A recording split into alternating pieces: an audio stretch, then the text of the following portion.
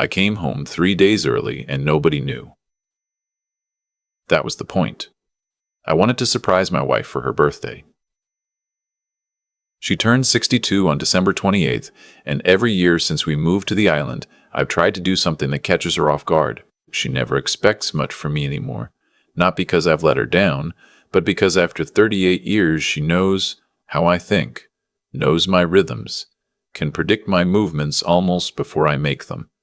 So the only real surprise left is showing up when she's not expecting me. I'd been in Calgary for 11 days, consulting on a commercial development project, a mixed-use property near the Bow River that a firm there had brought me in to assess. I'm a retired civil engineer, but I still take occasional contracts. Keeps me sharp. The project wrapped 2 days early, and instead of spending an extra night in that hotel watching hockey highlights alone, I booked the first available flight back to Victoria. I didn't call. I didn't text. I just came home. Our house is on the Saanich Peninsula, north of the city. We bought it 26 years ago when the kids were still young, back when that part of Vancouver Island still felt like the edge of the world. Quiet roads, Garryoak meadows, the ocean visible from almost every window. I built the workshop myself in the backyard, and my wife, Bet, planted the garden along the south fence and never stopped adding to it. That house is as much a part of us as anything we've ever done together. It was almost 9 in the evening when the taxi turned off the main road. I paid the driver and asked him to leave the bag at the end of the driveway, not wanting the headlights to sweep across the windows. I had this foolish image of myself walking through the front door, Bet startled at the kitchen table, then laughing, then hugging me. That was the picture in my head. What I actually saw stopped me cold. The lights were blazing in every room. Both vehicles were in the driveway. Ours and another one I didn't recognize. A gray SUV with Ontario plates. I could hear voices through the front window. Several of them, and music playing at a volume Bet never would have chosen on her own. She has a sensitivity to sound that I've teased her about for decades. I stood at the end of the driveway for a moment, just listening. I didn't go to the front door. Something made me walk around the side of the house instead, through the gate and along the stone path that leads to the back deck. The kitchen light was on. I could see shapes moving inside. And then I saw her. Bet was sitting alone on the deck steps, wrapped in her old wool cardigan, the dark green one she's had since before we were married. She was holding a mug in both hands and staring out at the garden. Not reading, not doing anything, just sitting, and even from across the yard, in the dark, I could see that her shoulders were pulled in close, the way they get when she's been crying.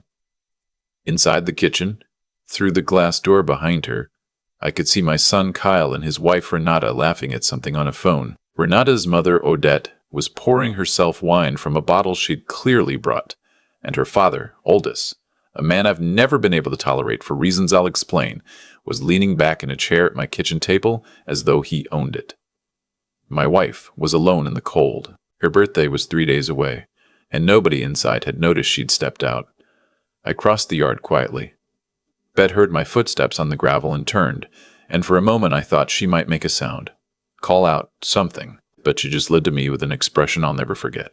Relief and exhaustion and something else, something that looked a lot like shame, which made no sense at all because she had done nothing wrong. I held a finger to my lips. She nodded. I sat down beside her on the step and put my arm around her, and she leaned into me without a word. We sat there for a few minutes. The voices inside carried on, completely unaware. "How long?" I said, barely above a whisper. 4 days, she said. 4 days. They'd been here for 4 days without telling me. We left through the side gate, the same way I'd come in. I had a key to the workshop, and I kept a spare set of car keys on the hook inside the door. We took Bet's car, and I drove us to a hotel in Sydney, a small place by the water where I know the owner from our Renee project years back. He sorted us out without questions. We sat in the room, and Bet told me everything. Kyle had called her 3 weeks earlier saying he and Renata wanted to come out for the holidays, that the kids needed to see their grandparents, that it had been too long. Bet said yes immediately. She always says yes to Kyle, always has. It's one of the things I love about her and also one of the things that worries me. Then 4 days ago, without warning, Renata's parents showed up too. Not a question, not a suggestion. They just appeared with luggage, and since then, the conversations had begun. Subtle at first. This house must be a lot to manage on your own. Then more direct. Have you and Dad thought about what happens with the property eventually? Then, blunter still, Aldous one evening over dinner apparently said that a house of this size and location, he'd looked it up, she said, actually looked it up online while sitting at our table, was worth somewhere in the range of 2.8 to 3 million in the current market. He said it casually, like he was reading a weather forecast. He said you should think about transferring it to Kyle now, Bet told me. Something about probate costs. About how it would simplify things. He kept using the phrase, future planning. And Kyle? She paused. Kyle nodded. I sat with that for a moment. Our son, our only child, 34 years old, sitting at our kitchen table nodding while his father-in-law talked about our property like it was already theirs. Did you tell them no? I said I needed to talk to you, that nothing could happen without you. She looked at her hands. That made Renata upset. She said I was making it more complicated than it needed to be, that you would agree if you just understood the tax advantages. And Kyle, he said, Mom, Dad always overthinks things. He'll come around. He'll come around. I asked her about tonight, about why she'd been sitting outside alone while they were all inside. She said Aldous had brought papers. An actual document, printed and folded in a leather folder, prepared by someone, a paralegal he knew in Toronto. He'd placed it on the kitchen table after dinner, and told her it was straightforward, that all she needed to do was sign and they'd take care of the rest. When she said she wasn't signing anything without speaking to me first, Renata said she was being irrational. Kyle said nothing, and Odette patted her hand and said, Sweetie, you know you can trust us. She'd excused herself to get some air and hadn't gone back inside. I held her hand and didn't say anything for a while. Then I told her I was going to handle it. The first call I made was to our family lawyer in Victoria. His name is Jeffrey, and he's been handling our affairs since we incorporated the original engineering firm 30 years ago. It was nearly 11 at night. He answered on the third ring, heard the situation in about 2 minutes, and said he could have documents prepared by morning. I told him what I needed. Our property transferred into a joint family trust with Bet as the sole surviving trustee, a full revision of my will removing Kyle as primary beneficiary, and a new directive specifying that in the event of any attempt to contest or coerce changes to the estate, the entire estate transfers to the University of Victoria's Scholarship Fund for Engineering students. He said, That's aggressive. I said, What they did to Bet tonight is aggressive. He said he'd have everything ready by 8. The second call was to a locksmith. There's a company in Saanich I've used for the workshop and the rental property we used to own. I explained what I needed. Every exterior lock changed, new keypad installed on the back door, new codes issued to myself and Bet only. He offered to come at 6 in the morning for an emergency rate, plus a bonus I agreed to without negotiating. I didn't care. The third call was harder to make. I have a contact in the RCMP detachment, a fellow I'd known for years through community infrastructure work, a man named Sergeant Fowler. I called his personal number and told him what had happened. Pressure on my wife to sign property documents, a folder of papers produced by an out-of-province paralegal. 4 days of targeted coercion while I was away. He was quiet for a moment and then said that what I was describing could constitute undue influence, which is a civil matter, but that showing up with an officer to facilitate their removal from private property was something he could assist with, given the circumstances. I said I'd call him in the morning when the documents were ready. Bet fell asleep around 2. I sat in the chair by the window and watched the water for a while. I thought about Kyle at age 8.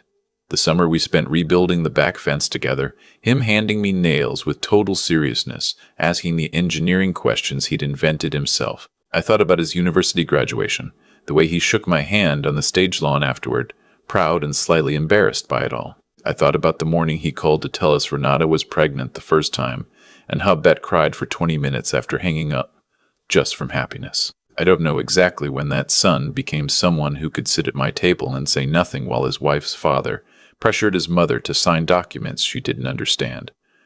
But somewhere along the way, that's what happened. At 6, the locksmith arrived. I let him in and walked him through the house while Bet slept.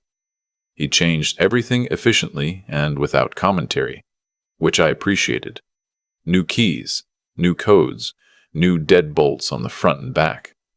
He was done by 8:15. At 8:30, Jeffrey called to confirm the documents had been drafted, reviewed, and were ready for my signature. I drove to his office, signed everything, and he walked me through each page. The trust was ironclad, he said. Under BC law, with the transfer properly registered, there was no mechanism by which Kyle or anyone acting on his behalf could compel a change. And the will revision was straightforward. If Kyle wanted to contest, he was welcome to try. But Jeffrey had documented the circumstances thoroughly enough that any challenge would be expensive and almost certainly unsuccessful. I asked him to file everything that morning. He did. At 9:45, I drove back to our house. Sergeant Fowler met me at the end of the driveway with a constable. I appreciated that he hadn't made it a production. 2 officers, 1 vehicle, professional but not theatrical. I knocked on my own front door. There was a pause, some shuffling, and then Kyle opened it. He was in a t-shirt and flannel pants, clearly just up. When he saw me, something crossed his face. Surprise first, then something more complicated. "Dad, you back early?" "I am. I didn't know you, Kyle." "Kyle," I kept my voice steady. "I need you to wake up Renata and her parents and tell them they need to leave." He stared at me. "What?" Sergeant Fowler stepped into his line of sight. "These are private premises," the sergeant said, not unkindly. "The registered owner has requested that all guests vacate. We're here to facilitate that. We're not guests, we're family." Kyle's voice had gone tight. "You arrived without my knowledge," I said. "You've been here 4 days without my permission. And last night, while I was in Alberta, your father-in-law placed legal documents in front of your mother and pressured her to sign them. I have her account of that. I have documentation, and I have witnesses. So I'm going to say this once. Wake them up, pack your things, and leave. You have 45 minutes. The rest of it isn't worth describing in detail." There was shouting. Aldous, mostly, using words like unreasonable and overreaction, and didn't mean any harm. Renata cried, which might have been real, I genuinely don't know, but it appealed to me several times using my name in a warm voice, like that would help. Kyle said almost nothing. He packed a bag, moved through the house quietly, and when he passed me in the hallway, he looked at me for a moment, and then looked away. They were gone by 11. I went through the house and opened windows. Made coffee. Put the folder of documents Aldous had brought in an envelope for Jeffrey to review. Cleaned up the kitchen, which they'd left in a state. Put fresh flowers in a vase on the table. Bet has a thing about the kitchen looking right, and drove back to the hotel to get her. She walked into the house and stood in the kitchen for a moment. "It smells like it's ours again," she said. "We spent her birthday the way we've spent the best ones. Just the 2 of us. A bottle of Okanagan Red, dinner from the Portuguese place she loves in Sydney, a long walk along the water."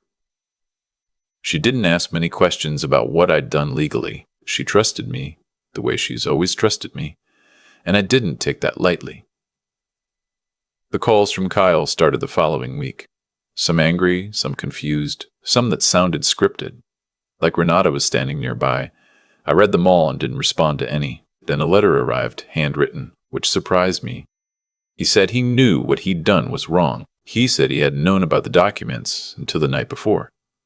That Aldous had presented the whole thing as a fait accompli, a favor he was doing for the family, and that Kyle had gone along with it because he didn't know how to push back against that man without blowing up his marriage. I believed parts of that, not all of it. What I knew for certain was this. Kyle had watched his mother go outside alone in the cold, while a man he'd married into dismissed her in her own kitchen, and he'd done nothing. That wasn't Aldous' fault. That wasn't Renata's fault. That was Kyle. I called him 6 weeks later. Told him I'd read his letter. Told him I wasn't interested in an explanation right now. Only in whether he understood the difference between what he'd allowed to happen and what a man his age, in his position, should have done.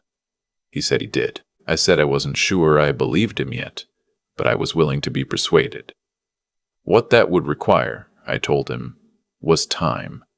Not an apology tour.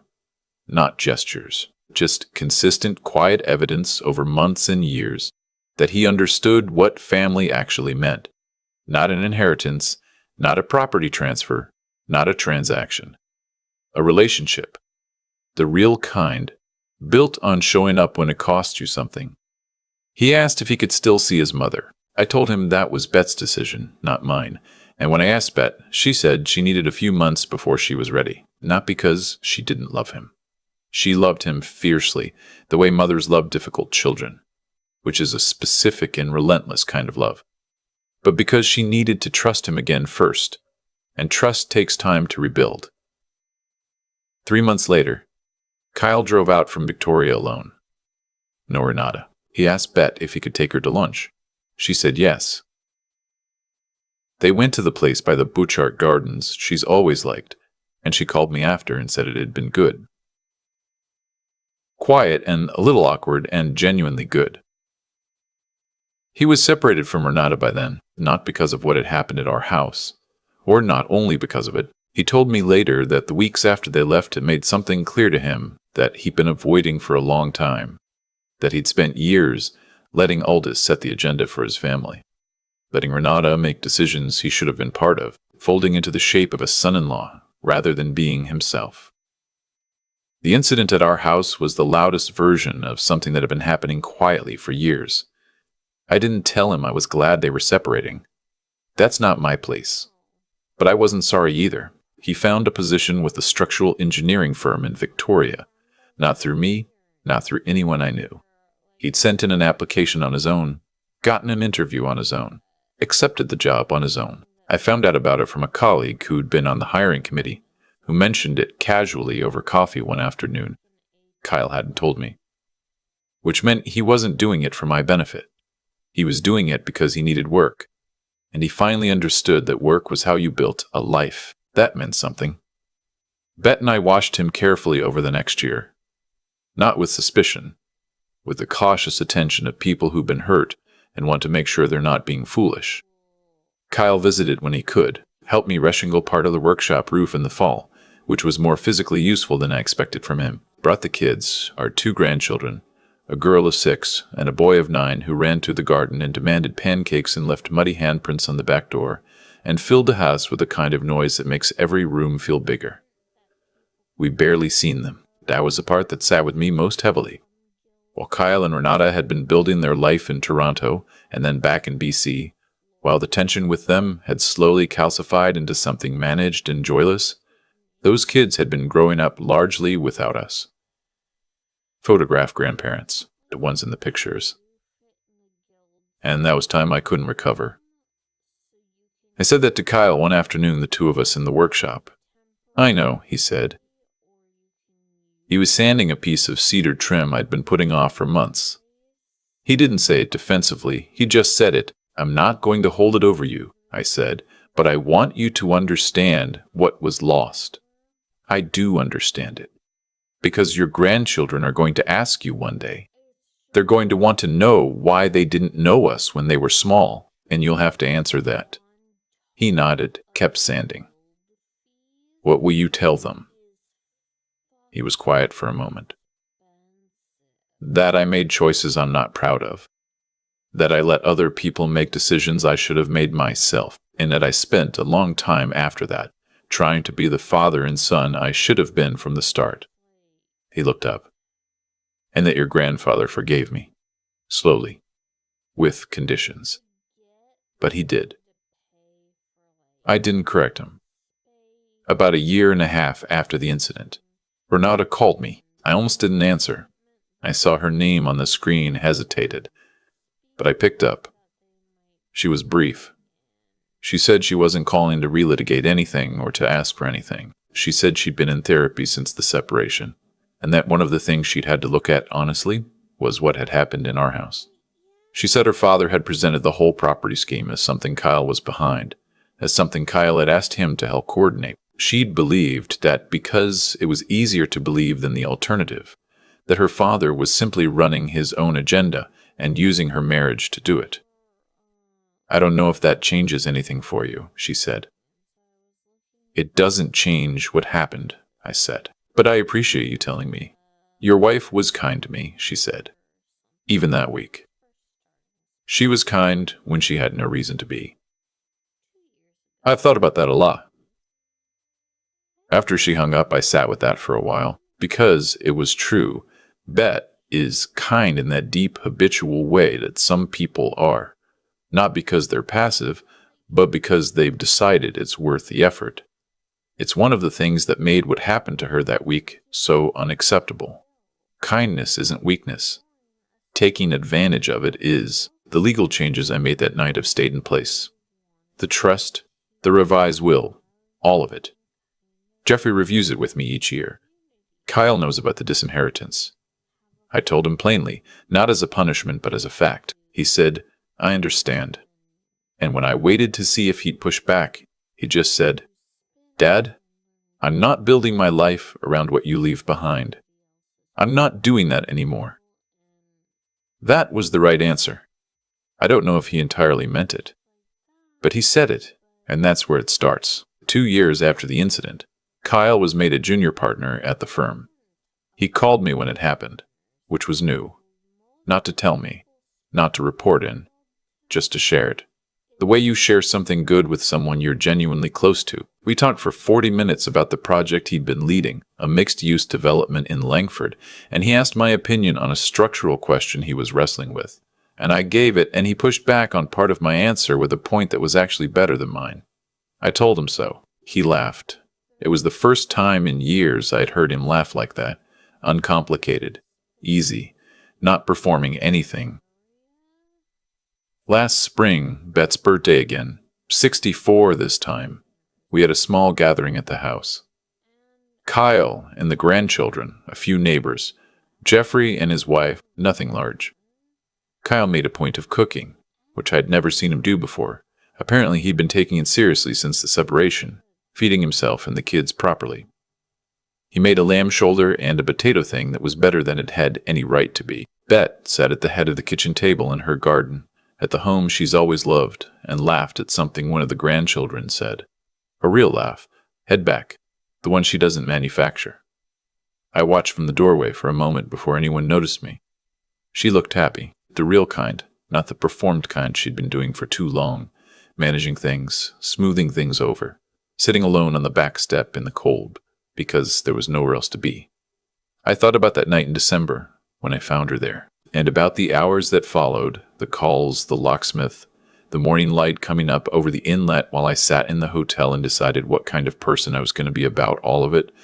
I could have let it go. I could have told myself it was a misunderstanding, that family is complicated, that Aldous hadn't really meant it that way, that Kyle was just caught in the middle, that making peace was worth swallowing a certain amount of what had happened. But Bet had been sitting outside in the cold on the night before her birthday while people plotted in her kitchen. And she'd said nothing to me because she didn't want to be a burden. There's a version of love that absorbs everything and asks for nothing and calls itself sacrifice. I've seen it destroy people slowly. Bet deserved better than that version. She deserved to be defended. So I defended her. Kyle is not the person he was. I can't say that with absolute certainty, because I've learned to hold that kind of certainty loosely, but the evidence, sustained now over more than 2 years, points in one direction. And Bet believes in him, which counts for more than my assessment. That's enough for now. It's not everything we had before, but it's real, and it's ours. And we built it out of something that was almost completely broken. That's more than most people get. If there's one thing I'd want someone to take from this, not a lesson, I'm not trying to teach anyone anything, it's just this. The moments that define you don't always announce themselves. I came home to surprise my wife for her birthday. I found her sitting alone in the dark, and what I did in the hours that followed set the course for everything that came after. Not because I was righteous, because I was paying attention. I've thought about that night a lot since it happened. Not obsessively, I'm not built that way.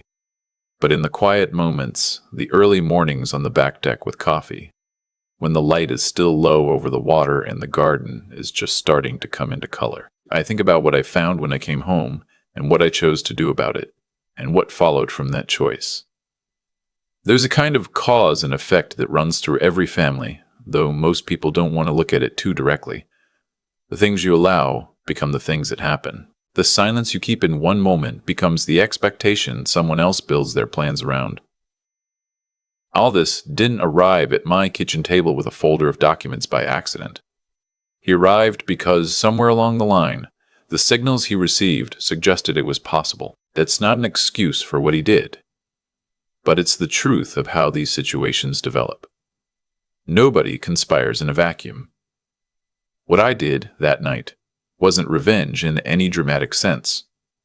I didn't enjoy making those calls. I didn't enjoy standing at my own front door with a sergeant at my shoulder, watching my son pack a bag in his old bedroom. None of it felt good. What it felt like was necessary.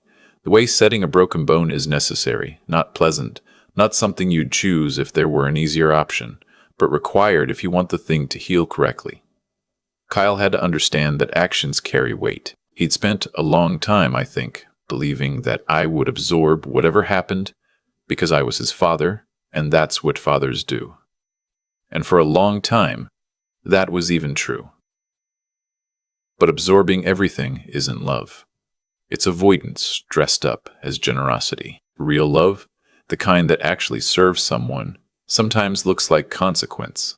Sometimes it looks like a changed lock and a revised will and a very clear conversation about what you will and will not accept. The 3 years that followed, watching him work, watching him struggle, watching him slowly become someone who could sand cedar trim in a workshop and push back on a structural argument with a point better than mine.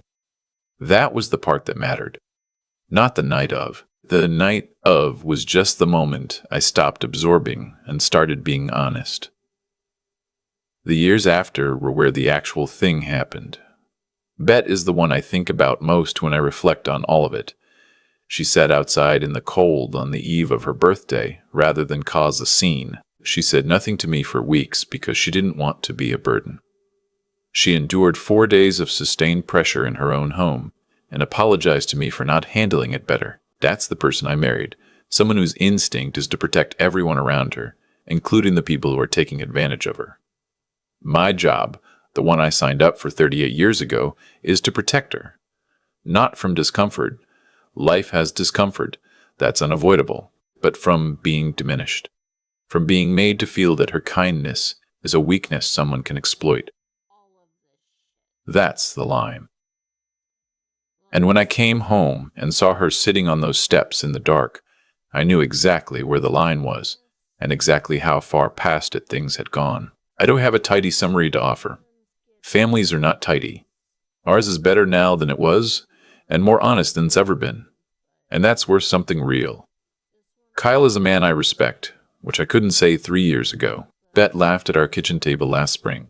The real kind, and that's what I was trying to get back to all along. Pay attention to what's in front of you. Defend what matters, and understand that letting something go unchallenged is also a choice. One with its own consequences, its own long trail of effects you'll be living with for years. That's all I know.